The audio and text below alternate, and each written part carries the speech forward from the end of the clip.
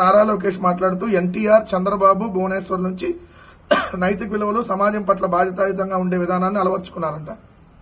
అదేంటి, ఖర్జూరపు నాయుడు గారి దగ్గర నేర్చుకోలేదా? మీ తాత ఖర్జూరపు నాయుడు గారి దగ్గర, అమ్మనమ్మ గారి దగ్గర నేర్చుకోలేదా నారా లోకేష్ గారు? ఓన్లీ రామారావు గారి దగ్గర, చంద్రబాబు, భువనేశ్వర్ గారి దగ్గర నేర్చుకున్నారా? ఇదే రామారావు గారు బతుకున్నప్పుడు మీ తండ్రి ఎన్టీఆర్ లో నైతిక విలువలు శూన్యం, ఇండియా టుడే ఇంటర్వ్యూలో ఉంటుంది చూడండి. ఎన్టీఆర్ లో నైతిక విలువలు శూన్యం అని చెప్పి ఇదే మీ తండ్రి మాట్లాడాడు. గాంధీని చంపినటువంటి గాడ్సే కంటే నీచుడు నా అల్లుడు చంద్రబాబు నాయుడు అని చెప్పి ఇదే మీ తాతగారు మాట్లాడారు. సో ఇదే రామారావు గారిని బట్ట లేకుండా కార్టూన్ వేయించాడు మీ నాన్న చంద్రబాబు నాయుడు. రామారావు గారిని శ్రీలోలుడంటూ గండిపేటలో స్కాచ్ విస్కీ తాగుతూ అమ్మాయిలతో ఎంజాయ్ చేస్తాడని చెప్పి మీ నాన్న మాట్లాడాడు. ఎన్టీఆర్ లో అసలు నైతిక విలువలు లేవు, ఇతను పనికిరాడు, ఇతనంత దుర్మార్గుడు ఇంకోలేడని మాట్లాడాడు. నువ్వేమో ఎన్టీఆర్ గారి నుంచి నైతిక విలువలు నేర్చుకున్నాను నువ్వు చెప్తున్నావు.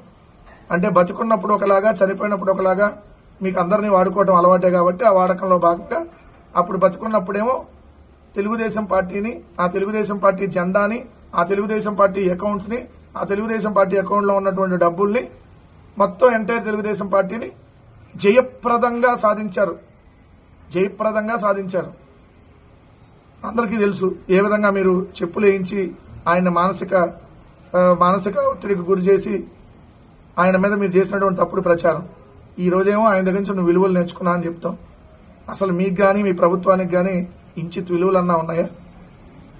ఎవడన్నా పిల్లనిచ్చిన మా మీద చెప్పులే ఇస్తాడా?